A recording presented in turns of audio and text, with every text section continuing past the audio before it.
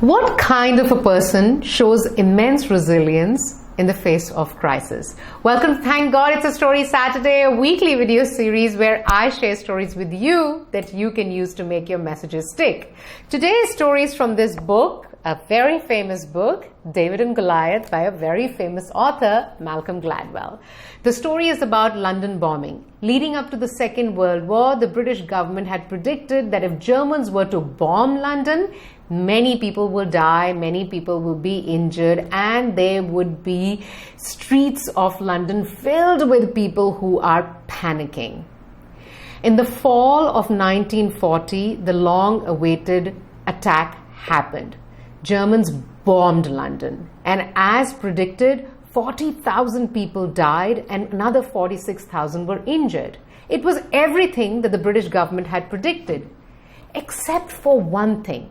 They had also predicted that the streets of London would be filled with people having a panic attack. The panic never came.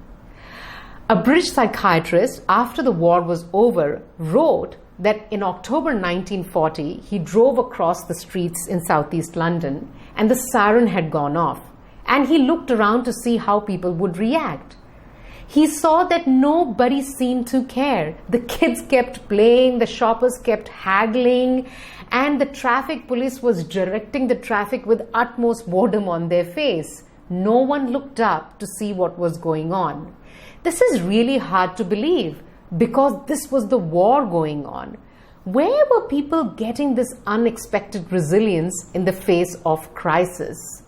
The mystery was later resolved by a Canadian psychiatrist, J.T. McCurdy, who says that in the face of crisis, people fall in three categories. In this case, the crisis was the bombing. The first ones who are directly affected by it, people who die, the devastating situation. The second ones are the people who are the near misses. Near misses are the people who actually see people's limbs flying off because the bomb's fallen, who are maybe perhaps themselves injured as well, who lose family members. These people are left traumatized. The third group of people are called remote misses. These people do hear the sirens, do see the enemy air force up in the sky, do see a bomb falling in the next block and flames coming out, but don't see it as closely as near misses have seen it. These people, after they survive the first air raid, develop a real confidence in the consecutive air raids. So when the attack was going to happen, they were constantly informed that there was going to be panic.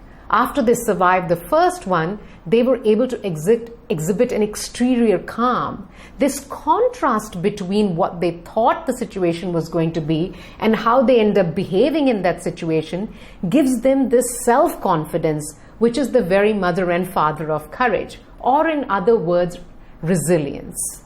Malcolm Gladwell, in a very recent interview, said that we can't even comprehend the ability to adapt that human beings have in the face of crisis.